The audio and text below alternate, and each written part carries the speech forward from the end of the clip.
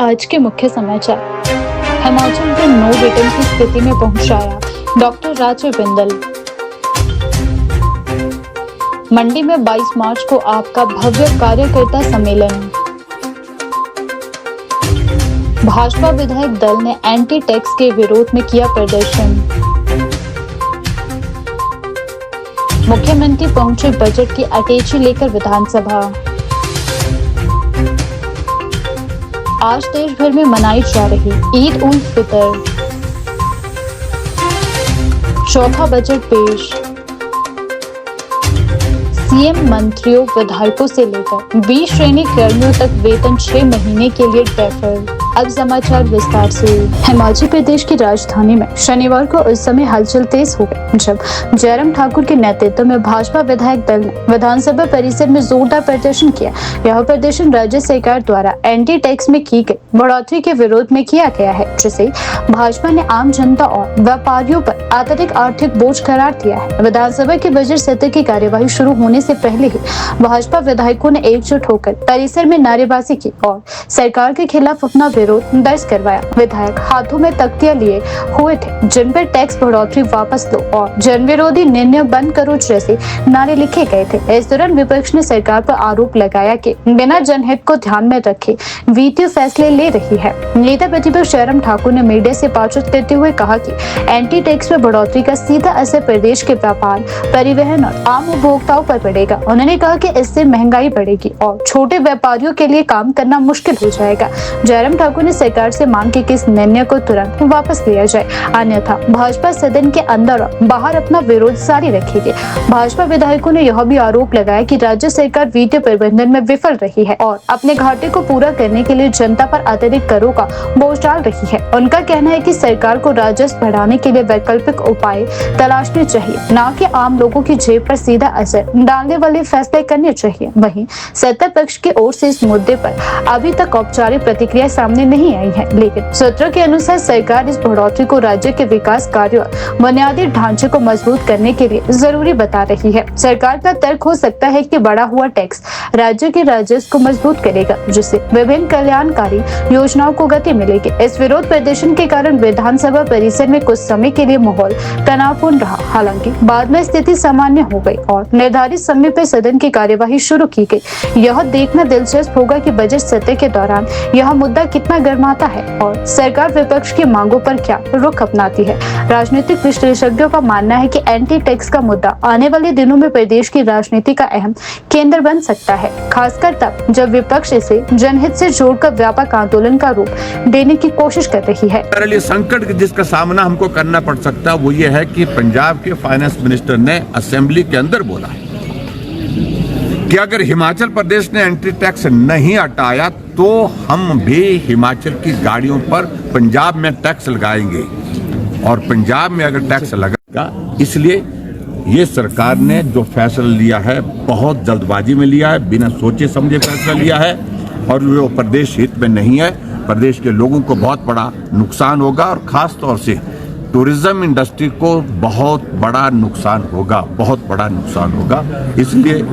इसलिए आज हम कह रहे हैं, आज बजट पेश करने जा रहे हैं, मुख्यमंत्री तो पुनः विचार करें और पुनः विचार करके इन टैक्सेस को कम करे और कम करने की जगह जो हिमाचल की जो टैक्सेस हैं, जो यूटिलिटी वाला जो हमारा फैसला था उसको यथावत जैसे पहले था उसी तरह से रखे, उस पर टैक्स ना लगाए। नहीं है, किसी को उम्मीद नहीं है। जिस प्रकार से प्रदेश का बेड़ा गर्क कर दिया है मुख्यमंत्री ने, अब किसी को उम्मीद नहीं है, किसी को भरोसा नहीं है और बहुत सारी चीज़ें ऐसी निकलेगी जो आने वाले समय में जो चीज़ों को, फैक्ट्स को छुपाने की कोशिश की है, गलत तरीके से पेश करने की कोशिश की है, जो सेंट्रल असिस्टेंस जो है, स्पेशल सेंट्रल असिस्टेंस का पैसा 6,500 करोड़ रुपए जो हिमाचल प्रदेश को मिल चुका है अभी तक, उसमें गलत सर्टिफिकेट यूसेज, गलत तरीके से, फ्रॉड तरीके से जो पेश किए हैं केंद्र के सामने, जिन कामों को पूरा कर चुके हैं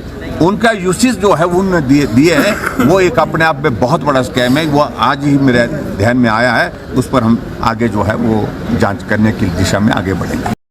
भारतीय जनता पार्टी के प्रदेश अध्यक्ष डॉक्टर राजीव बिंदल ने हिमाचल प्रदेश की कांग्रेस सरकार पर तीखा हमला बोलते हुए आरोप लगाया कि झूठी गारंटियों और लगातार बढ़ते कर्ज ने प्रदेश को नो रिटर्न की स्थिति में पहुंचा दिया है। उन्होंने दावा किया कि मुख्यमंत्री सुखविंदर सिंह सुक्खू द्वारा बजट में भी जनता के साथ एक और धोखा करने वाले हैं। भाजपा प्रदेश कार्यालय चक्कर शमना में आयोजित महत्वपूर्ण बैठकों के दौरान मीडिया को संबोधित करते हुए डॉक्टर बिंदल ने कहा कि वर्ष 2022 के विधानसभा चुनावों में कांग्रेस ने झूठी गारंटियों के सहारे करीब 65 लाख मतदाताओं को गुमराह कर सत्ता हासिल की।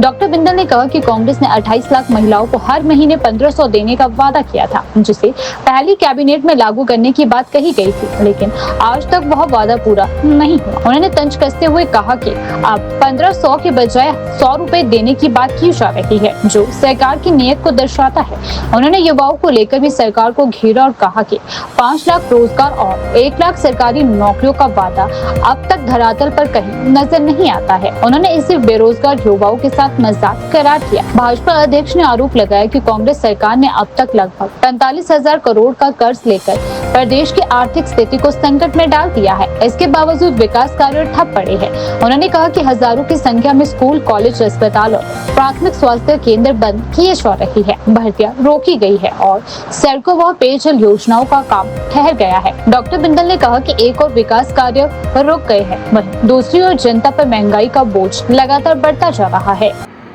और हिमाचल प्रदेश पिछले 3.5 साल में एक ऐसे स्थान पर पहुंचा दिया है जिसको नो रिटर्न कहा जा सकता है। 2022 में सत्ता प्राप्ति के लिए जिस तरह से हिमाचल प्रदेश के 65 लाख मतदाताओं के साथ विश्वासघात किया, उन्हें और एक झूठी गारंटियों का बहुत बड़ा आवरण पहना करके वोट प्राप्त किए और 3.5 साल में प्रदेश की जनता मतदाताओं के साथ विश्वासघात किया। माननीय मुख्यमंत्री जी को, उप मुख्यमंत्री जी को, कांग्रेस के बड़े बड़े दिग्गज नेताओं को 2022 में यह मालूम था कि प्रदेश की माली हालत इन गारंटियों को पूरा करने के लायक नहीं। उसके बावजूद 28 लाख बहनों को 1500 रुपया हर महीना देने की गारंटी दी।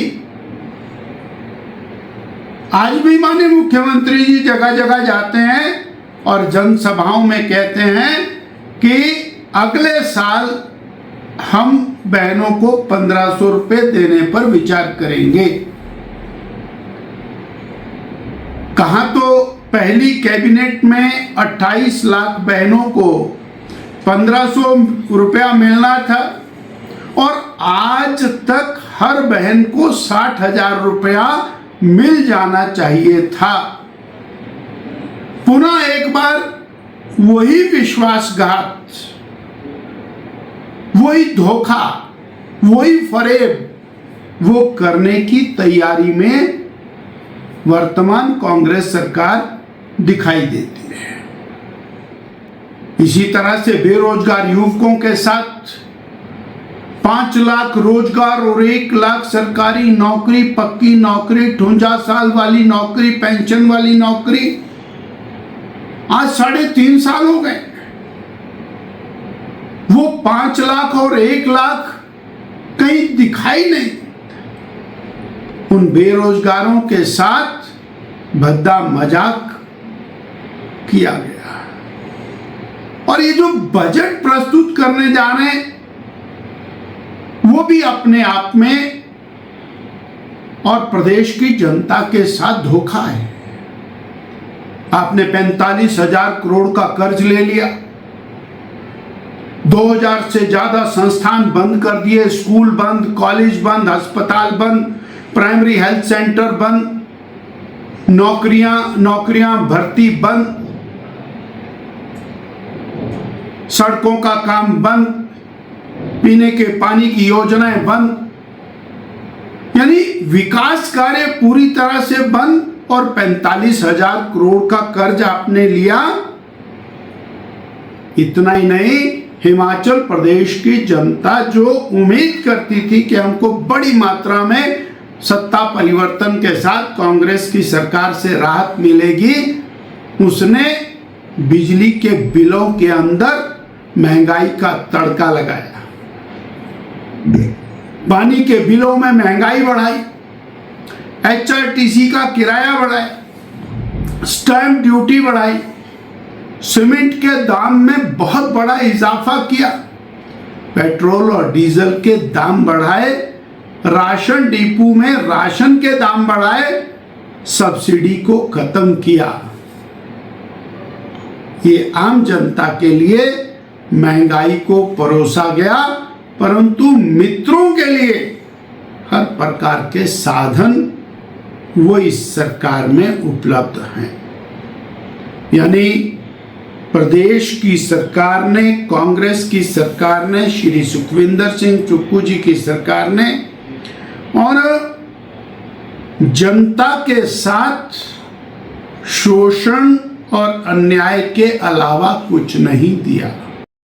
हिमाचल प्रदेश की राजधानी में शनिवार को बजट सत्र के दौरान राजनीतिक और प्रशासनिक गतिविधियों का केंद्र विधानसभा परिसर बना रहा। राज्य के मुख्यमंत्री सुखविंदर सिंह सुक्खू अपने कार्यकाल का चौथा बजट पेश करने के लिए विशेष अंदाज में विधानसभा पहुंचे। इस दौरान उनके साथ डिप्टी मुख्यमंत्री मुकेश अग्निहोत्री भी मौजूद रहे। मुख्यमंत्री सुक्खू पारंपरिक अंदाज में बजट की अटैची लेकर विधानसभा की ओर बढ़ते नजर आए। उनके इस अंदाज ने एक बार फिर राजनीतिक और प्रशासनिक परंपराओं को जिंदा रखा है। विधानसभा पहुंचने पर हिमाचल प्रदेश पुलिस के जवानों ने उन्हें औपचारिक सलामी दी, जिससे पूरे परिसर में गरिमामय वातावरण बन गया। विधानसभा परिसर में मुख्यमंत्री और डिप्टी मुख्यमंत्री का आगमन देखने के लिए बड़ी संख्या में अधिकारी, विधायक और मीडिया कर्मी मौजूद रहे। इस दौरान सुरक्षा के कड़े इंतजाम किए गए थे और हर गतिविधि पर प्रशासन की पैनी नजर थी। आज पेश किया जा रहा बजट मुख्यमंत्री सुक्खू के लिए खास माना जा रहा है, क्योंकि यह उनके मौजूदा कार्यकाल का चौथा बजट है। माना जा रहा है कि इस बजट में राज्य की आर्थिक स्थिति को मजबूती देने, रोजगार सृजन, पर्यटन विकास और बुनियादी ढांचे के विस्तार पर विशेष जोर दिया जा सकता है। इसके साथ ही किसानों, युवाओं और कर्मचारियों के लिए भी कई अहम घोषणाएं होने की उम्मीद भी जताई जा रही है। डिप्टी मुख्यमंत्री मुकेश अग्निहोत्री मुख्यमंत्री के साथ पूरे समय मौजूद रहे और दोनों नेताओं के बीच बजट को लेकर अंतिम क्षणों तक चर्चा होती रही। अब सभी की नजरें इस बात पर टिकी है कि मुख्यमंत्री सुखविंदर सिंह सुक्खू अपने चौथे बजट में प्रदेश वासियों को क्या नई सौगात देते हैं और किस तरह राज्य की अर्थव्यवस्था को नई दिशा देने का प्रयास करते हैं।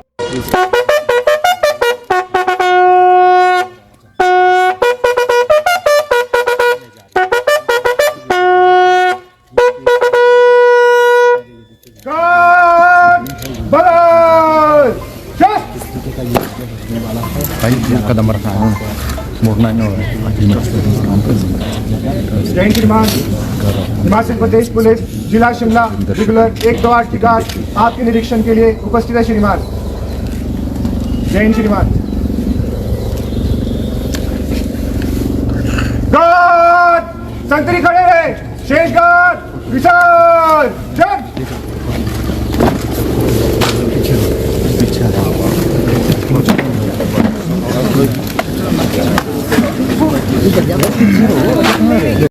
हिमाचल प्रदेश के मुख्यमंत्री सुखविंदर सिंह सुक्खू ने शनिवार को अपने कार्यकाल का चौथा बजट पेश करते हुए राज्य के विकास, आपदा राहत, कृषि, पर्यटन और सामाजिक कल्याण से जुड़े कई महत्वपूर्ण घोषणाएं की। हालांकि बजट पेश करने के दौरान सदन में विपक्ष के हंगामे के चलते कार्यवाही कई बार बाधित रही। मुख्यमंत्री ने कहा कि राज्य में लगातार प्राकृतिक आपदाओं के बावजूद सरकार हर प्रभावित परिवार के साथ खड़ी है और किसी भी परिवार को उजड़ने नहीं दिया जाएगा। इसके बाद विधानसभा अध्यक्ष कुलदीप सिंह पठानिया ने सदन की कार्यवाही दोपहर 2 बजे तक टी ब्रेक के लिए स्थगित कर दी थी। सीएम ने सड़कों, पुलों और पुनर्निर्माण कार्यों को लेकर 1000 करोड़ रुपए का बजट प्रावधान किया। अगले वित्तीय वर्ष से राजस्व रिकॉर्ड का डिजिटलाइजेशन किया जाएगा और पटवारियों के 645 पद चरणबद्ध तरीके से भरे जाएंगे। पंचायत सचिवों के 150 पद और पंचायत चौकीदारों के पद भी भरे जाएंगे। महिलाओं के नाम पर 80 लाख से 1 करोड़ रुपए तक की संपत्ति खरीदने पर स्टाम्प ड्यूटी घटाकर 4% करने की घोषणा भी की गई है। इसके अलावा 1 लाख अति गरीब परिवारों के लिए मुख्यमंत्री सुखी परिवार योजना शुरू की जाएगी। इसके तहत 300 यूनिट मुफ्त बिजली, पक्के मकान की सुविधा, महिलाओं को 1500 रुपए प्रति माह सहायता, शिक्षा क्षेत्र के लिए 9,660 करोड़ रुपए का बजट प्रस्तावित किया गया है और सभी यूजी कोर्स मास्टर सिस्टम शिक्षा क्षेत्र के लिए 9,660 करोड़ रुपए का बजट प्रस्तावित किया गया है। सभी यूजी कोर्स सेमेस्टर सिस्टम से चलेंगे। जिन कॉलेजों में 75 से कम छात्र हैं, वहां के छात्रों को जिला मुख्यालय में पढ़ाई करने के लिए हर महीने 5,000 रुपए दिए जाएंगे। युवाओं के लिए 500 ई टैक्सी खरीद पर 50% अनुदान दिया जाएगा और ई टैक्सी के मासिक किराए में 5,000 रुपए तक की बढ़ोतरी की जाएगी। सीएम सुक्खू ने पर्यटन क्षेत्र के लिए कई नई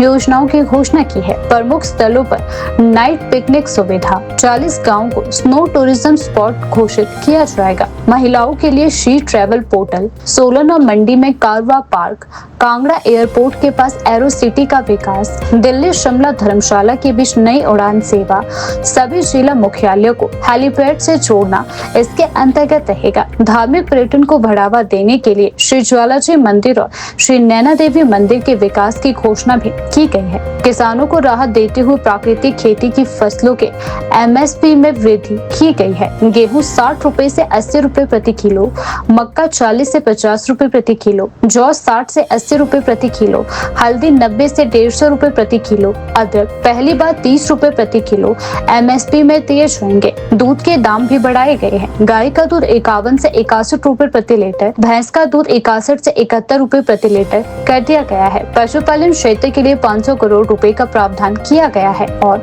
भेड़ पालन के लिए 300 करोड़ की योजना शुरू होगी। 2030 तक हरित क्षेत्र को 29.5% से बढ़ाकर 32% करने का लक्ष्य रखा गया है। 2026-27 में 4,000 हेक्टेयर में पौधारोपण किया जाएगा। हमीरपुर में 25 करोड़ रुपए की लागत से इंटीग्रेट एक्वा पार्क बनाया जाएगा और 50 इकोसिस्टम साइट विकसित की जाएगी। सीएम सुक्खू ने बताया कि 2026-27 के लिए बजट का कुल आकार 54,928 करोड़ रुपए है, जो पिछले वर्ष के 58,514 करोड़ रुपए से कम है। उन्होंने कहा कि आर्थिक चुनौतियों के बावजूद सरकार अपनी सभी गारंटियों को पूरा करेगी। बजट भाषण के दौरान विपक्ष के नेता जयराम ठाकुर समेत भाजपा विधायकों ने कई मुद्दों पर विरोध जताया और साथ ही नारेबाजी की। हंगामे के कारण कार्यवाही बाधित हुई और मुख्यमंत्री को कुछ समय के लिए अपना भाषण भी रोकना पड़ा। उन्होंने फैसला कर दिया है। आप ये बोलना कि अधिकारी बजट बनते, ये आपके समय बनते थे, हमारे समय हम बजट बनाते, मंत्रिमंडल बना चुका है।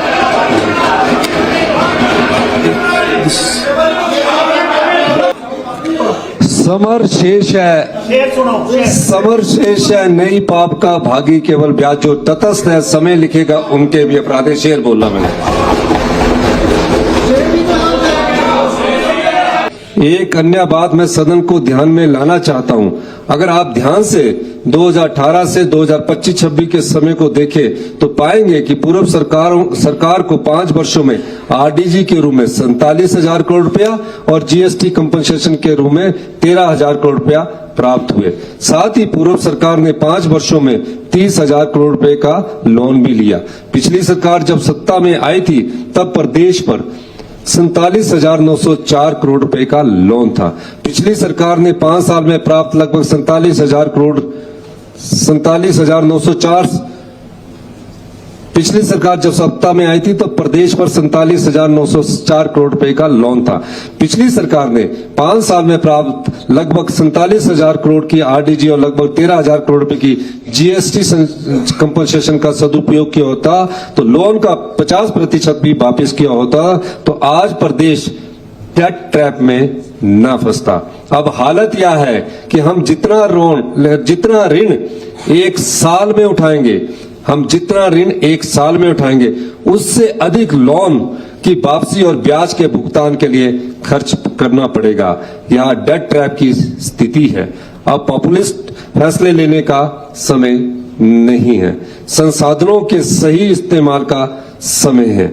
हमें अपनी ऋण अदायगी को बढ़ाना होगा, व्यर्थ के संस्थान बंद करने होंगे और अनप्रोडक्टिव खर्चों को कम करना होगा। यह भी आवश्यक है कि हम केंद्र द्वारा दी जा रही अन्य सहायता के सत्य को भी समझ ले। अक्सर यह कहा जाता है कि केंद्र सरकार शासकी के तहत हिमाचल को सहायता देती है। सच्चाई यह है कि शासकी के तहत दी जाने वाली राशि ग्रांट नहीं है, बल्कि लोन है या 50 साल के लिए दिया जाने वाला लोन है, जिसे राज्य को वापस करना पड़ता है। अतः प्रदेश पर आउटस्टैंडिंग लोन का भार हर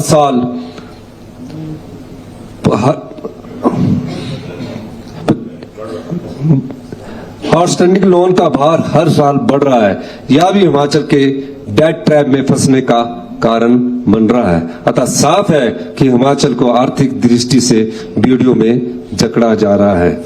हम हाँ भी करते हैं तो हो जाते हैं बदनाम, हम हाँ भी करते हैं तो हो जाते हैं बदनाम, वो कत्ल भी करते हैं तो चर्चा नहीं होती। इसलिए हमने व्यवस्था परिवर्तन से, ये प्रचलित शेर है तो सबको समझ आ जाता है, इसलिए विपन जी ऐसे शेर चलने चाहिए। इसलिए हमने व्यवस्था परिवर्तन से शुरुआत की। हिमाचल के विकास की जो परिकल्पना की है, आप सुनिए असली। हाँ, ये तो आपने ठीक कहा। इसलिए हमने व्यवस्था परिवर्तन से शुरुआत की। हिमाचल के विकास की जो परिकल्पना की है, उसके रास्ते में जो भी बाधाएं आएंगी, हम उनका हिम्मत के साथ प्रदेश की जनता के साथ मिलकर मुकाबला करेंगे। यह बजट इस परिकल्पना को साकार करने का रास्ता भी दिखाता है और कठिन समय में कड़े फैसले ले सकने की हमारी हिम्मत और ताकत को भी दिखाता है। हम हिमाचल के लोग पहाड़ के लोग हैं। हमारा इरादा पहाड़ जैसा है और हमारा हौसला पहाड़ से भी ऊंचा है। हम झुकना नहीं जानते, हम अपना हक लेना जानते हैं। मैं हिमाचल के हित में पूरे हिमाचल से कहना चाहूंगा, वक्त का तकाजा है, तूफानों से लड़ो, कहां तक चलोगे किनारे किनारे।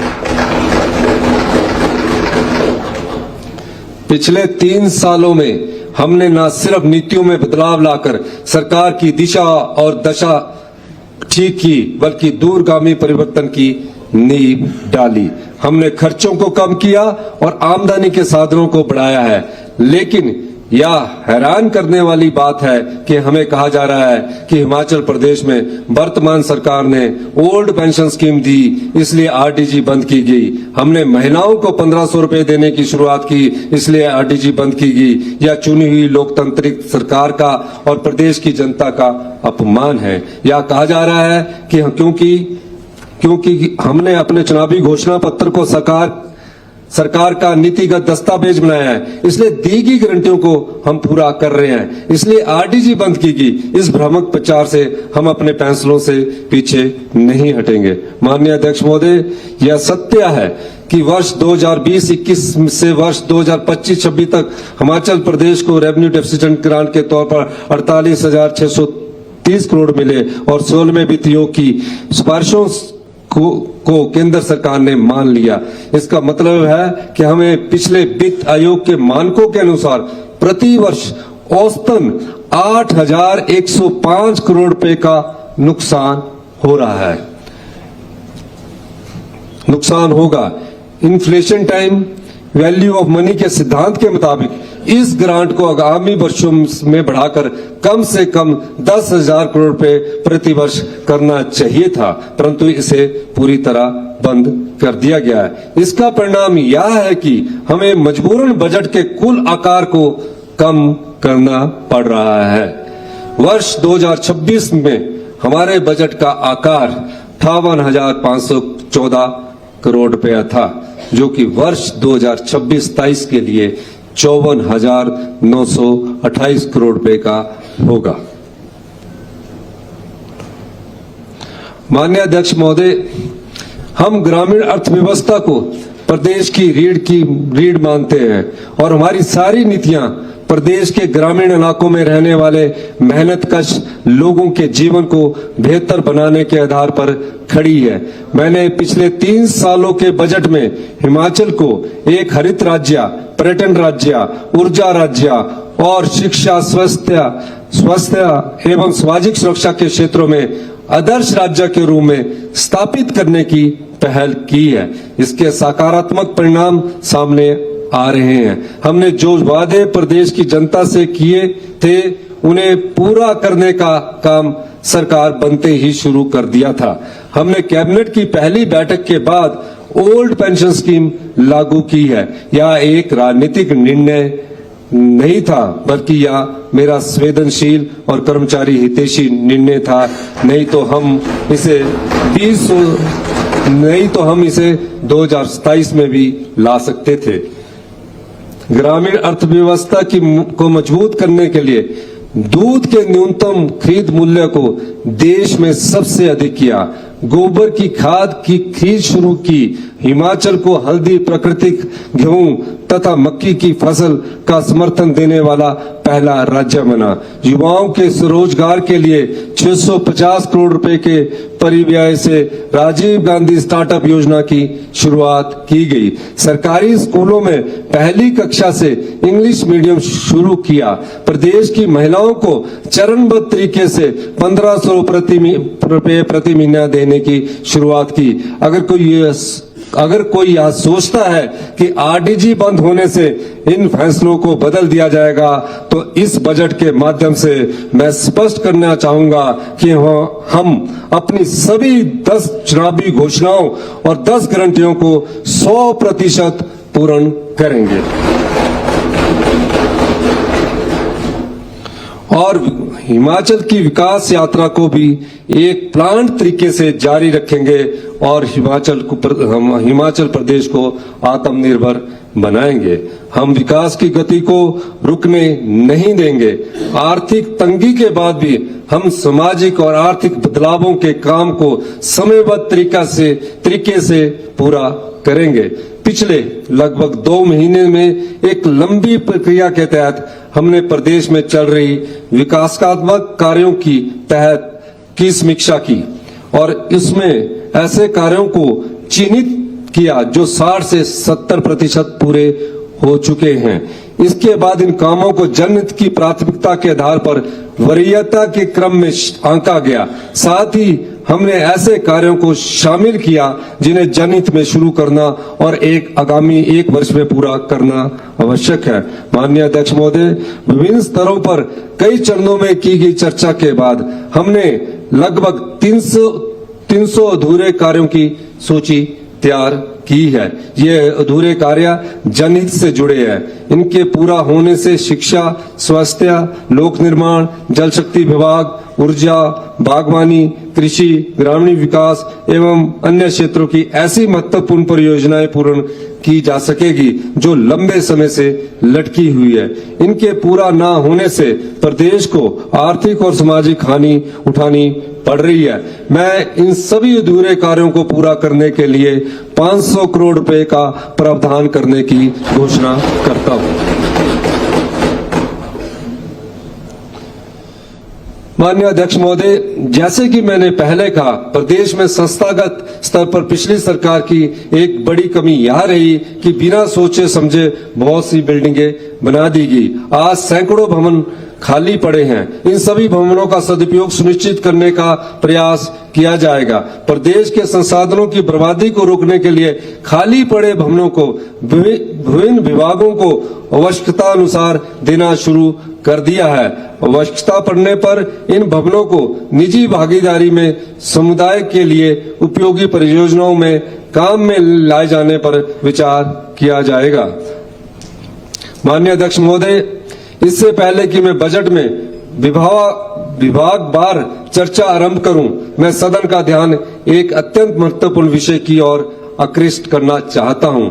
वह यह है कि सेब पर आयात टैरिफ अमेरिका, न्यूजीलैंड व यूरोपियन यूनियन के साथ हुए ट्रेड एग्रीमेंट हमारी ग्रामीण अर्थव्यवस्था को चरमरा कर रख देंगे। विशेषकर सेब आधारित बागवानी क्षेत्र को हमारी विशिष्ट ग्रामीण परिस्थितियां, जलवायु परिवर्तन व इम्पोर्टेड सेब पर उन देशों का संरक्षणवाद की पृष्ठभूमि में आयात शुल्क कम करना हमारे किसानों व बागवानों के साथ अन्याय है। मैंने स्वयं भारत सरकार के वाणिज्य मंत्री जी से भेंट कर उन्हें एक प्रतिवेदन किया है। मैं चाहूंगा कि भारत सरकार इस विषय पर गंभीरता से विचार करे। अध्यक्ष महोदय, अब मैं राष्ट्रीय व प्रदेश स्तर के विकास के आंकड़े प्रस्तुत करता हूं।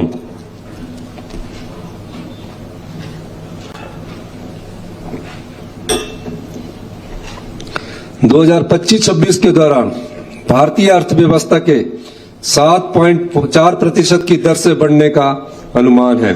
कृषि क्षेत्र एवं संबद्ध क्षेत्रों में 3.1% की वृद्धि दर अनुमानित है।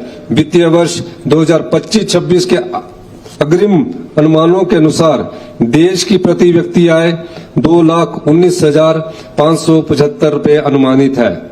अध्यक्ष महोदय, सकल राज्य घरेलू उत्पाद जीएसडीपी प्रदेश की आर्थिक वृद्धि को मापने का प्रमुख सूचक है। वित्तीय वर्ष 2025-26 के दौरान प्रदेश की अर्थव्यवस्था की वृद्धि दर 8.3% रहने का अनुमान है। 2025-26 के दौरान प्रदेश की प्रति व्यक्ति आय गत वर्ष की तुलना में 9.8% की वृद्धि के साथ 2,83,626 करोड़ रुपए रहने का अनुमान है, जो कि प्रति व्यक्ति आय से देश की प्रति व्यक्ति आय से 64,051 रुपए अधिक है। 2025-26 में राज्य का सकल घरेलू उत्पाद 2,54,000 करोड़ रुपए रहने का अनुमान है। माननीय अध्यक्ष महोदय, आज मैं ग्रामीण अर्थव्यवस्था में व्यवस्था परिवर्तन के माध्यम से समृद्ध हिमाचल की परिकल्पना को आपसे साझा करता हूं। दूध उत्पादकों की आय बढ़ाने के लिए हमने डेयरी क्षेत्र में अभूतपूर्व निवेश किया है। 1,50,000 लीटर दूध प्रोसेसिंग प्रतिदिन की क्षमता वाले 200 करोड़ रुपए लागत के कांगड़ा में स्थित ढगवार दूध प्रोसेसिंग प्लांट का निर्माण इस वर्ष पूरा हो जाएगा। इसके साथ ही लगभग 100 करोड़ रुपए की लागत से नाहन, नालागढ़ में नए मिल्क प्रोसेसिंग प्लांट्स तथा हमीरपुर एवं ऊना में मिल्क चिलिंग प्लांट्स पर काम शुरू किया जाएगा। इतना बड़ा निवेश हिमाचल प्रदेश के इतिहास में कभी नहीं हुआ। बात अनमोल बहुत है, बात अनमोल बहुत है ये जिंदगी के लिए, बात अनमोल बहुत है ये जिंदगी के लिए। बता रहा है फलसफा मैं हर किसी के लिए। पहुंच सकते हो तो दुखियों के पहुंच लो आंसू, पहुंच सकते हो तो दुखियों के पहुंच लो आंसू, ना जिए आप केवल अपनी खुशी के लिए। आपको विदित ही है कि पिछले 3 वर्षों में हमने गाय के दूध का प्रोक्योरमेंट प्राइस 31 रुपए 80 पैसे से बढ़ाकर 51 रुपए प्रति लीटर तथा भैंस के दूध का क्रय मूल्य 61 रुपए प्रति लीटर कर दिया गया है। यह देश में सबसे अधिक है। सरकार के इन प्रयासों के कारण पिछले 3 वर्षों में एचपी मिल्कफेड द्वारा खरीदे गए दूध की मात्रा लगभग दुगना बढ़कर 4 करोड़ लीटर प्रति वर्ष से 8 करोड़ लीटर प्रति वर्ष हो गई है। यह वृद्धि सीधे ग्रामीण अर्थव्यवस्था को लाभ पहुंचा रही है।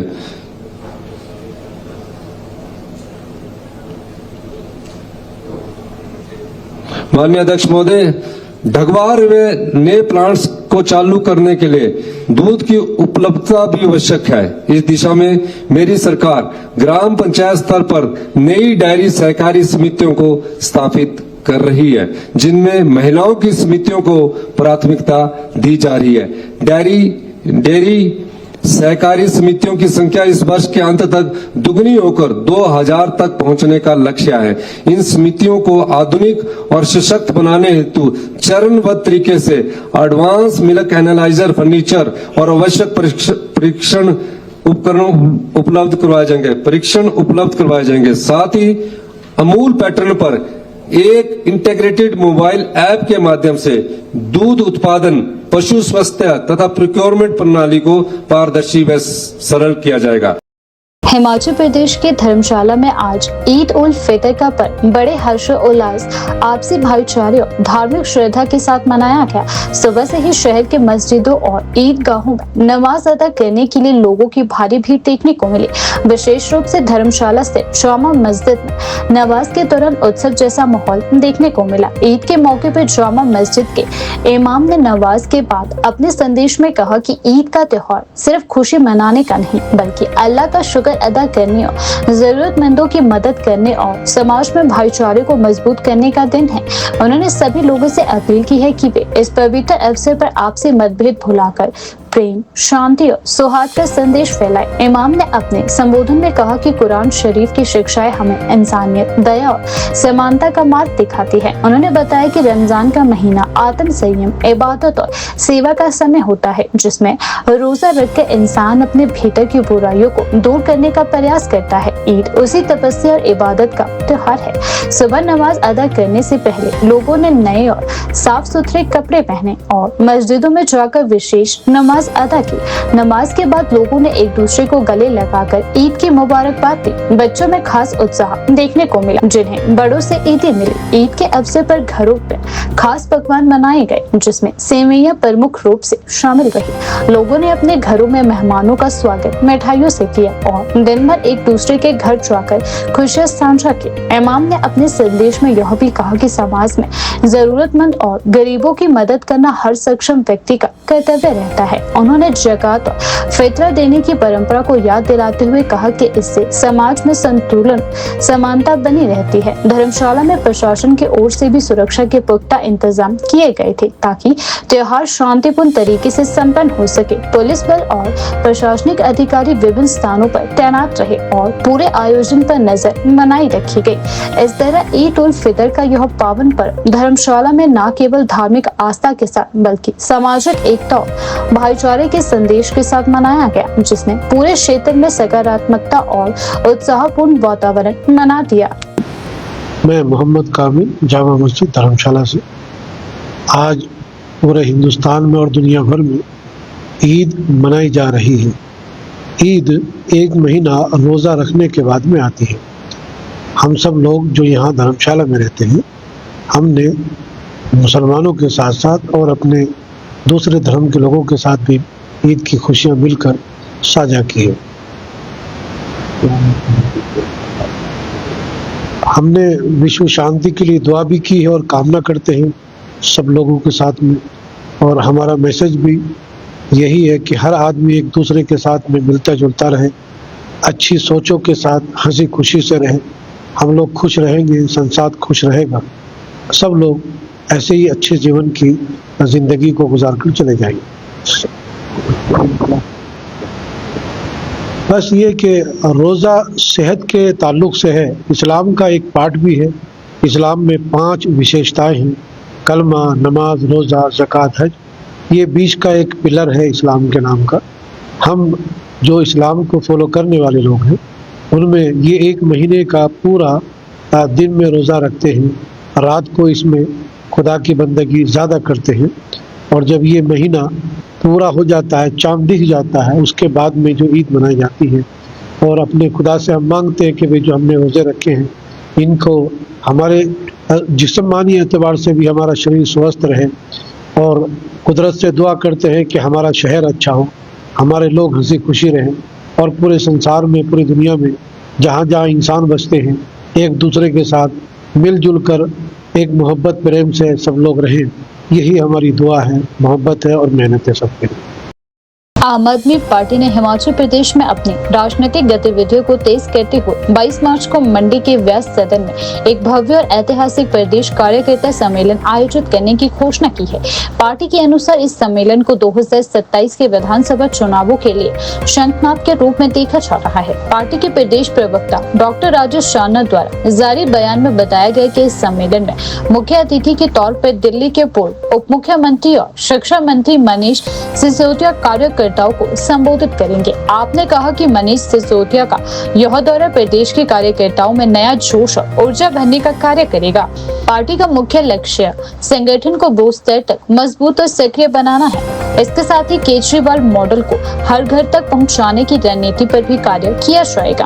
पार्टी ने कहा कि जिस तरह मनीष सिसोदिया के नेतृत्व में दिल्ली की शिक्षा व्यवस्था में सुधार हुआ है, उसी तर्ज पर हिमाचल प्रदेश के सरकारी स्कूलों की स्थिति सुधारना आपकी प्राथमिकता है। सम्मेलन के दौरान शिक्षा, स्वास्थ्य, रोजगार और बुनियादी विकास जैसे मुद्दों पर विस्तार से चर्चा की जाएगी। आपके अनुसार मंडी का यह सम्मेलन केवल एक बैठक नहीं बल्कि प्रदेश की राजनीति में बदलाव की शुरुआत है।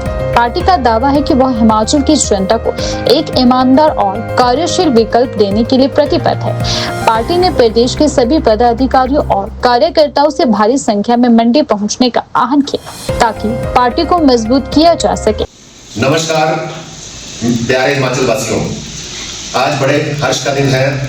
हमारे दिल्ली के पूर्व उप मुख्यमंत्री और शिक्षा के क्रांति के रचयिता श्री मनीष सिसोदिया जी दिनांक 22 मार्च ब्यास सदन मंडी में पधार रहे हैं और मेरे साथ हैं हमारे जिला अध्यक्ष प्रेम ठाकुर जी, हमारे जिला पर्यवेक्षक मंजीत नेगी जी, विधानसभा अध्यक्ष नरेंद्र ठाकुर जी और हमारे मीडिया इंचार्ज विधानसभा के आशुतोष जी। आज हमने यहाँ मीटिंग रखी है। अभी कुछ और भी कार्यकर्ता आ रहे हैं, पूरे शिमला से हमने बुलाए हैं सब कार्यकर्ता, और हम पूरा रणनीति तय कर रहे हैं कि हम कितने लोग वहां पे पहुंचेंगे, कितनी गाड़ियां भर भर के हम वहां पे परसों जाएंगे। और एक बहुत इंपॉर्टेंट बात मैं आपके आगे रखना चाहता हूं कि यह जो मीटिंग है ये राजनीतिक दृष्टि से बहुत महत्वपूर्ण मानी जा रही है और कांग्रेस और भाजपा के लिए एक सिरदर्द भी मानी जा रही है। सिसोदिया जी जो आएंगे तो चुनाव का शंखनाद होगा। 2027 का जो हमारे सिर पे चुनाव है उसकी तैयारियों में हमारी पार्टी जुटी है। हमारा संगठन लगभग पूरा बन के तैयार है। यही बात मैं आपके आगे रखना चाहता था और मैं अपनी ओर से और हमारे अध्यक्ष जी की ओर से समस्त कार्यकर्ताओं को निमंत्रण देना चाहूंगा, आमंत्रण देना चाहूंगा और विशेष रूप से हमारी पार्टी के जो फाउंडर मेंबर रहे, जो 2012 में, 13 में, 14 में जिन्होंने चुनाव भी लड़े, मैं उनसे भी आग्रह करूंगा कि वह भारी से भारी संख्या में मंडी पहुंचे। धन्यवाद।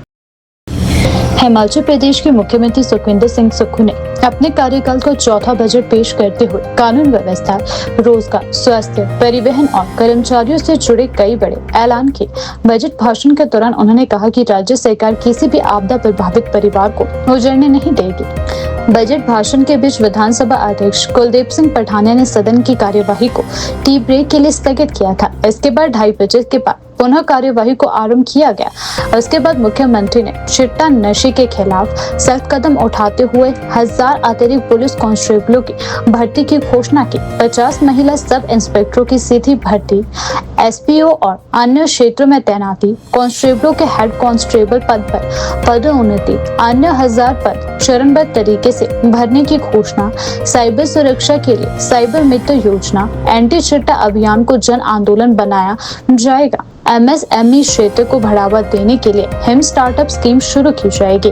10,000 युवाओं को औद्योगिक प्रशिक्षण दिया जाएगा। बद्दी में हिम चंडीगढ़ और सिरमौर में हिम पंचकुला टाउनशिप बसाने की घोषणा की गई, जबकि धौलाधार क्षेत्र में कांगड़ा वैली टाउनशिप विकसित होगी। इन परियोजनाओं से हजारों रोजगार सृजित होने की उम्मीद है। खेलो हिमाचल चिट्टा मुक्त अभियान के तहत 12 करोड़ रुपए से खेल प्रतियोगिताएं आयोजित होगी। कल्पा, घुमारवीं और कटरसैनी में खेल मैदान बनाए जाएंगे। इसके साथ ही 297 नई ई बसें खरीदी जाएगी। 1000 टाइप 2 इलेक्ट्रिक बसें भी लाई जाएगी। चार्जिंग स्टेशन स्थापित किए जाएंगे। निजी बस ऑपरेटरों को 40% अनुदान दिया जाएगा। 3 रोपवे परियोजनाएं बाबा बालकनाथ, चिंतपूर्णी माता, कुल्लू ढालपुर में की जाएगी। शिमला और हमीरपुर में वाणिज्य परिसर बनाए जाएंगे और 2000 करोड़ की योजना केंद्र को भेजी जाएगी। वहीं टांडा, हमीरपुर और चमियाना में एडवांस टेस्टिंग लैब स्थापित किए जाएंगे। मेडिकल कॉलेजों में बोन मेरो ट्रांसप्लांट सुविधा भी दी जाएगी। हमीरपुर में 200 करोड़ से डेंटल कॉलेज भी बनाया जाएगा। एम्स चमियाना में कैथ लैब, अस्पतालों में पब्लिक हेल्थ लैब, मेडिकल कॉलेजों में ई लाइब्रेरी स्थापित की जाएगी। इसके अलावा 300 डॉक्टरों के पद, 150 स्टाफ नर्स और पैरा मेडिकल स्टाफ भर्ती, राज्य पोषण नीति बनाई जाएगी। 4 नई फूड टेस्टिंग लैब भी स्थापित की जाएगी। इसके साथ ही सरकार ने कई वर्गों के मानदेय में वृद्धि की है। स्टाफ नर्स 13,925 से बढ़कर 25,000 रुपए कर दी गई है। आंगनबाड़ी कार्यकर्ता 11,500 रुपए, मिनी आंगनबाड़ी वर्कर 8,300 रुपए, सहायिका आशा वर्कर 6,800 रुपए, मिड डे मील वर्कर 5,500 रुपए, जल रक्षक 6,100 रुपए, पैराफिटर 7,300 रुपए। दिहाड़ी मजदूरों की दिहाड़ी बढ़ाकर 750 रुपए की गई है। आउटसोर्स कर्मचारियों को 13,750 रुपए दिए जाएंगे। इसके साथ ही आर्थिक संतुलन बनाए रखने के लिए सरकार ने बड़ा फैसला लेते हुए मुख्यमंत्री वेतन का 50%, डिप्टी सीएम का 40%, मंत्री का 30%, विधायक का 20%, क्लास 1 और क्लास 2 अधिकारियों का 3% वेतन 6 महीने के लिए डेफर करने की घोषणा की है। हालांकि पेंशन में कोई कटौती नहीं होगी। शिमला के 10,000 घरों में 24 घंटे पेयजल आपूर्ति, विधायक प्राथमिकता योजनाओं की सीमा 225 करोड़, विधायक निधि घटाकर 1.20 करोड़ प्रति विधानसभा, पेंशनरों के बकाया का भुगतान 2026 और 27 में अनुबंध कर्मचारियों को नियमित किया जाएगा। मुख्यमंत्री सुक्खू ने कहा कि यह बजट आम जनता, युवाओं और कर्मचारियों को ध्यान में रखकर तैयार किया गया है। उन्होंने भरोसा दिलाया कि सरकार सभी वर्गों के हितों की रक्षा करते हुए विकास को गति देगी। ड्रग चिट्टा की समस्या हिमाचल प्रदेश की बड़ी समस्या बन गई है। इसके दृष्टिगत मादक पदार्थों के आदी लोगों के इलाज के लिए हमारी सरकार ने कोटला बड़ोग, सिरमौर, हिमाचल प्रदेश में एक model drug de addiction centre बनाने का निर्णय किया है, जिसका निर्माण कार्य आरंभ हो गया है, जिसके लिए 20 करोड़ रुपए का परिव्यय किया जाएगा। चूंकि कई मामलों में ऐसे भी ध्यान में आ रहा है जहां बच्चे नशे के आदी होने के साथ साथ पेडलर भी बन गए रहे हैं। ऐसे बच्चों को पकड़े जाने पर ट्रायल के दौरान ऑब्जर्वेशन होम्स में तथा सजा होने पर स्पेशल होम्स अथवा प्लेस ऑफ सेफ्टी में रखा जाता है। इन बच्चों के बेहतर इलाज, देखभाल तथा पुनर्वास द्वारा उन्हें समाज की मुख्य धारा में वापिस लाने के उद्देश्य से मैं यह घोषणा करता हूं कि कोटला बड़ोग, सिरमौर में बन रहे मॉडल डी एडिक्शन सेंटर के पास से ही 2 करोड़ रुपए की लागत से एक ऑब्जर्वेशन होम व स्पेशल होम स्थापित किए जाएंगे। मेरी सरकार अनाथ तथा बेसहारा बच्चों को बेहतर सुविधा देने के लिए प्रतिबद्ध है। इस दृष्टि से प्रदेश के विभिन्न जिलों में चल रहे बाल देखभाल संस्था, चाइल्ड केयर इंस्टीट्यूशंस के आधारभूत ढांचे को सुदृढ़ करने की आवश्यकता है, ताकि इनमें रह रहे बच्चों को अच्छी से अच्छी सुविधा व वातावरण दिया जा सके। अतः मैं बाल आश्रम घुमारवी, सुजानपुर, कल्पा, साहो, गरली, कुर्लू, सुंदरनगर, टुट्टीगंडी तथा कोटला बड़ोग में भवन निर्माण व मरम्मत हेतु 2 करोड़ रुपया प्रति संस्थान देने हेतु 18 करोड़ रुपया की राशि का आवंटित करने की घोषणा करता हूं। ये उन अनाथ बच्चों के कई जहां अनाथालय है वहां बिल्डिंगें बहुत पुरानी हो चुकी है, उसका पुनर्निर्माण करके ताकि उनको ये लगे कि हम अच्छे घरों में रह रहे हैं। हमारी सरकार द्वारा वर्ष 2024 से विधवा, निराश्रित व परित्याग महिलाओं तथा दिव्यांग माता पिता के बच्चों की शिक्षा सुनिश्चित करने के लिए इंदिरा गांधी सुख शिक्षा योजना चलाई जा रही है, जिसका लाभ वर्तमान में लगभग 22,000 लाभार्थियों को मिल रहा है। अभी इस योजना का लाभ केवल राज्य के सरकारी संस्थानों में शिक्षा प्राप्ति हेतु ही उपलब्ध है, परंतु यह देखने में आया है कि इस वर्ग की महिलाएं तथा दिव्यांग माता पिता के कई होनहार बच्चे राज्य के बाहर भी प्रतिष्ठित सरकारी व्यवसायिक शिक्षा संस्थानों में दाखिला प्राप्त कर रहे हैं, परंतु जहां शिक्षा ग्रहण करने का खर्चा उन्हें इस योजना के माध्यम से नहीं मिलने के कारण उन्हें कठिनाइयों का सामना करना पड़ रहा है। मैं घोषणा करता हूं कि वित्तीय वर्ष 2026-27 में इस योजना की पात्र महिलाएं व माता पिता के सभी पात्र बच्चे जो प्रदेश के बाहर भी IIT, NIT, IIM, एम्स तथा NLU जैसे प्रतिष्ठित सरकारी व्यवसायिक संस्थानों में प्रवेश कर पाएंगे, उनकी पाठ्यक्रम फीस, छात्रावास शुल्क तथा मेस शुल्क आदि पर आने वाला समस्त व्यय सरकार द्वारा वहन किया जाएगा। इस कदम से इस वर्ग के प्रतिभाशाली बच्चे न केवल ऐसे प्रतिष्ठित संस्थानों में प्रवेश प्राप्त करने हेतु प्रेरित होंगे, साथ ही अपने भविष्य को भी उज्जवल बना पाएंगे। शेर पढ़ दो एक आध। ये उन बच्चों के लिए है जिन बच्चों ने बेचारे बाहर पढ़ना चाहते हैं, पढ़ने की क्षमता नहीं है, एम्स में सिलेक्ट हो चुके हैं, उनके लिए सरकार उनका मेस, हॉस्टल सब खर्चा सरकार वहन करेगी। आपने शेर पढ़ने को बोला है तो मैं पढ़, जहां औरतों की इज्जत और बच्चों के चेहरे पर मुस्कान होती है, जहां औरतों की इज्जत और बच्चों के चेहरों पर मुस्कान होते हैं, वही बस्ती असल में इंसानों का जहान होती है। वही बस्ती असल में इंसानों का जहान होती है। मैं आपको ये जिनके लिए योजना आई ना उनके चेहरों पर है। आप ये आपके चेहरे पर, आपके चेहरे पर तो ज्यादा मुस्कान आनी चाहिए। जहां, सुन लो आप थोड़ा सा, जहां औरतों की इज्जत और बच्चों के चेहरे पर मुस्कान होती है, वही बस्ती असल में इंसानों का जहान होती है। किन्नौर एवं लाहौल स्पीति को छोड़कर सभी जिलों में पंचकर्म तकनीशियन पाठ्यक्रम आरंभ किए जाएंगे। पपरोला में प्रदेश क्षमता 18 से बढ़ाकर 36 तथा क्षेत्रीय आयुर्वेदिक अस्पताल छोटा शिमला में 18 से बढ़ाकर 24 की जाएगी। अतिरिक्त अस्पतालों में यह पाठ्यक्रम आरंभ किए जाएंगे, जिससे 196 नई सीटें जुड़ेगी। इन पैसे पंचकर्मा तकनीशियों को वार्षिक प्रवेश क्षमता 36 से बढ़ाकर 256 हो जाएगी। हमारी सरकार ने आयुर्वेदिक फार्मेसियों के अधिग्रहण हेतु वर्तमान में संचालित तीनों सरकारी फार्मेसी को हिम औषधम सोसाइटी के अंतर्गत लाकर आगामी वित्त वर्ष में से इसे पूर्ण रूप से क्रियाशील करने का निर्णय लिया है। सोसाइटी का गठन सरकारी आयुर्वेदिक फार्मेसियों की कार्य प्रणाली में एक महत्वपूर्ण व्यवस्था परिवर्तन है।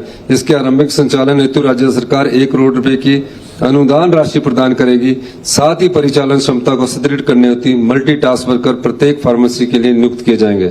माननीय अध्यक्ष महोदय, प्रदेश की युवा शक्ति को रोजगार के अवसर प्रदान करना तथा कानून व्यवस्था को और अधिक सुदृढ़ बनाना हमारी सरकार की सर्वोच्च प्राथमिकता में से एक है।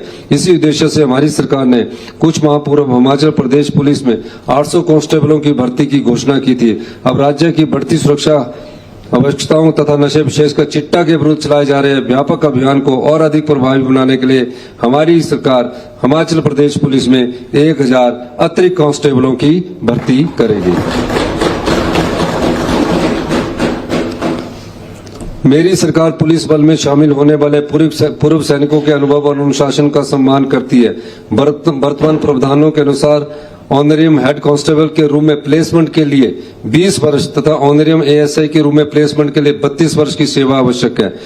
क्योंकि अधिकांश पूर्व सैनिक पुलिस में अपेक्षाकृत बाद में शामिल होते हैं, इसलिए उनके पास लंबी सेवा अवधि शेष नहीं रहती। इस स्थिति को ध्यान में रखते हुए पूर्व सैनिकों को पुलिस में उनकी प्लेसमेंट के समय ऑनरी हेड कांस्टेबल तथा ऑनरी असिस्टेंट सब इंस्पेक्टर के पदों के लिए पात्रता सेवा अवधि में आवश्यक छूट प्रदान की जाएगी। राज्य सरकार द्वारा शिमला शहर में भीड़ भाड़ कम करने के उद्देश्य से महत्वपूर्ण संस्थानों को अन्य जिलों में स्थानांतरित करने की नीति के अंतर्गत कम्युनिकेशन एवं टेक्निकल सर्विसेज मुख्यालय को शिमला से हमीरपुर स्थानांतरित किया जाएगा। इस क्रम को और आगे बढ़ाते हुए कुछ अन्य कार्यालयों को भी शिमला से बाहर स्थानांतरित किया जाएगा। राज्य में वर्तमान में 518 विशेष पुलिस अधिकारी एसपीओ नियुक्त हैं, जिनमें चंबा जिले के 478 और लाहौल में 40 एसपीओ तैनात हैं। पुलिस बल को सुदृढ़ करने के उद्देश्य से इन एसपीओ का पुनः वितरण कर पुलिस जिला नीरपुर, स्पीति और किन्नौर जैसे क्षेत्रों में भी तैनात किया जाएगा, जिससे इन्हें भौगोलिक दृष्टि से चुनौतीपूर्ण क्षेत्रों में पुलिस की उपस्थिति और क्षमता को और मजबूत किया जा सके। हमारी सरकार राज्य में आपातकालीन सेवाओं को और अधिक प्रभावी तथा त्वरित बनाने के लिए एकीकृत आपातकालीन नंबर 112 को सुदृढ़ कर रही है। वर्तमान में प्रदेश में पुलिस सेवाओं के लिए इमरजेंसी रिस्पांस सपोर्ट सिस्टम 112 प्रणाली सफलतापूर्वक कार्य कर रही है। अब इसे चरणबद्ध रूप से 108 एम्बुलेंस सेवा तथा 101 अग्निशमन सेवा के साथ तकनीकी रूप से एकीकृत किया जाएगा, ताकि किसी भी आपात स्थिति में नागरिकों को एक ही नंबर पर तुरंत सहायता उपलब्ध हो सके। इसके अतिरिक्त एंटी चिट्टा अभियान को सुदृढ़ एवं सूचना देने वालों का नाम गोपनीय रखा जाएगा तथा किसी भी सूरत में सूचना देने वाले का नाम उजागर नहीं किया जाएगा, अतः बिना किसी संकोच के चिट्टा तस्करी की सूचना भी 112 नंबर पर दी जाएगी। जन सुविधाओं को ध्यान में रखते हुए कुल्लू जिले के ब्रो पुलिस स्टेशन, जिसका क्षेत्राधिकार भौगोलिक रूप से रामपुर के निकट है, उन्हें एसडीपीओ रामपुर के पर्यवेक्षण के अधीन लाया जाएगा। इस प्रशासनिक व्यवस्था से इन क्षेत्रों के नागरिकों को पुलिस सेवा तथा अधिक सुगम और तुरंत पहुंच उपलब्ध हो सकेगी। पुलिस बल में समय समय पर पदोन्नति सुनिश्चित करने के उद्देश्य से कांस्टेबलों को हेड कांस्टेबल पद पर पदोन्नति के लिए आवश्यक V1 टेस्ट का आयोजन किया जाएगा, क्योंकि यह परीक्षा वर्ष 2017 से नहीं हुई है। इस निर्णय से लंबे समय से लंबित पदोन्नति प्रक्रिया की गति मिलेगी और पुलिस कर्मियों का मनोबल बढ़ेगा। वर्तमान में पुलिस विभाग में असिस्टेंट सब इंस्पेक्टर से इंस्पेक्टर रैंक तक केवल 88 महिला अधिकारी कार्यरत है, जो आवश्यकता की तुलना में अपर्याप्त है। जांच व्यवस्था को सुदृढ़ करने हेतु एवं जमीनी स्तर पर पुलिस बल को मजबूत करने हेतु वित्तीय वर्ष 2026-27 के दौरान विशेष अभियान के अंतर्गत 50 महिला सब इंस्पेक्टरों के पदों की सीधी भर्ती द्वारा भरा जाएगा। राज्य सरकार ने दिनांक 22/2/2025 को पुलिस थानों की क्लासिफिकेशन और ग्रेडिंग संबंधी अधिसूचना जारी की है।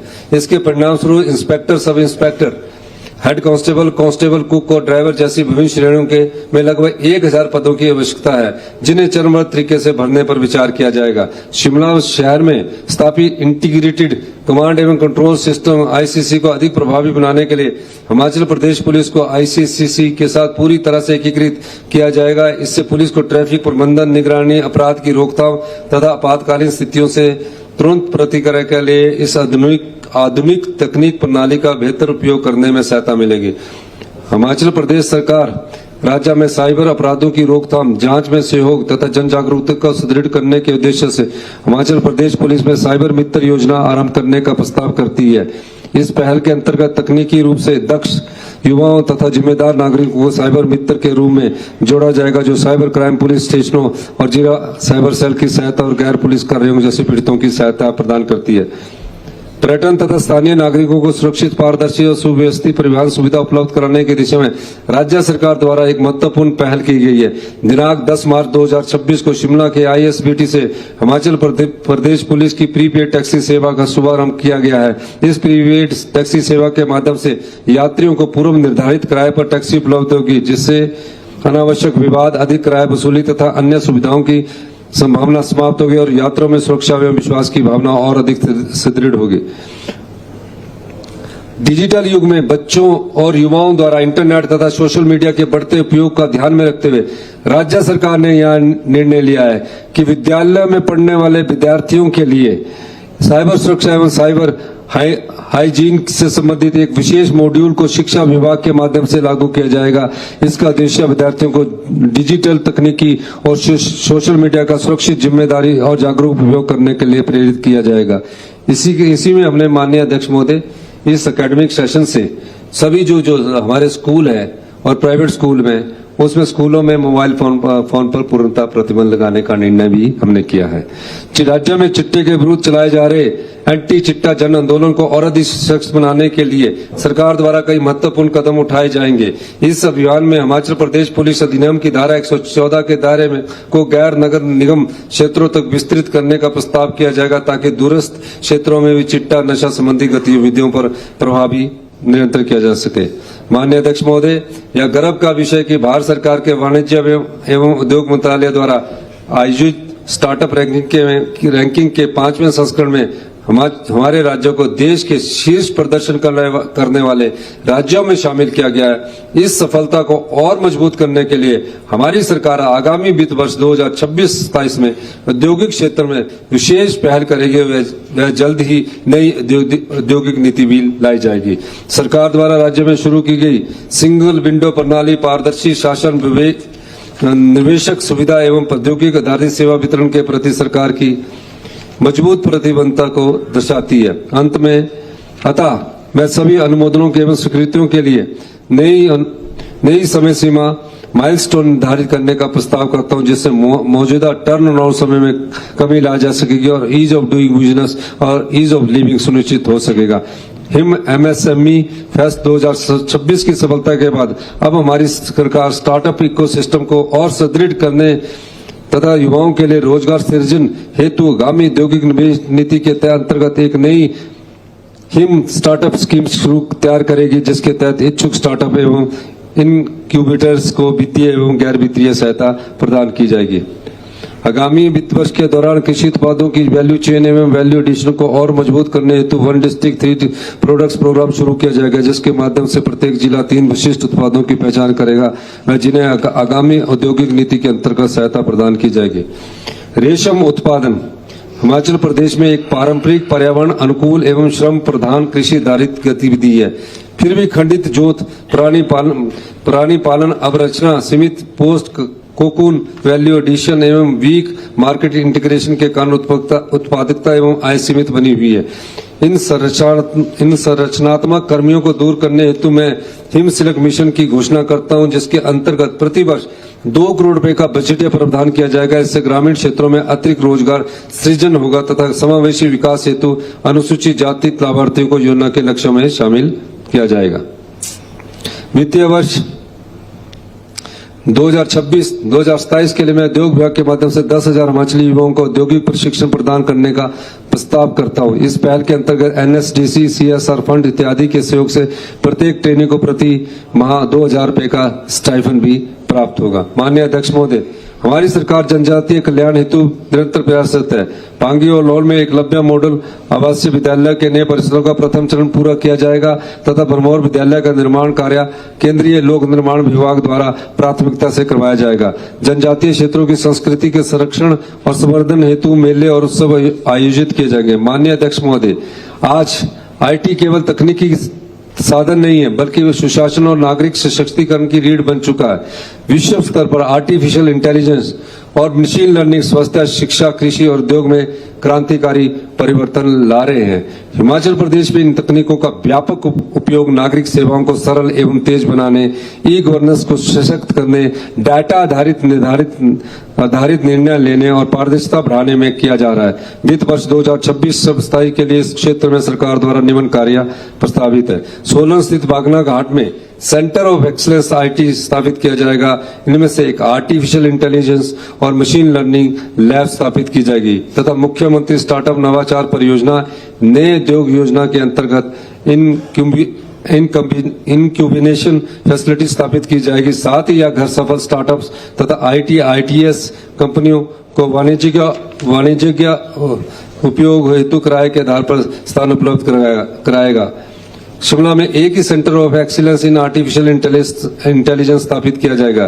राज्य के दीर्घकालिक आर्थिक विकास हेतु information technology enable service project के महत्व को देखते हुए सरकार द्वारा जिला सोलन के बागना घाट में एक अत्याधुनिक साइबर सिटी स्थापित की जाएगी।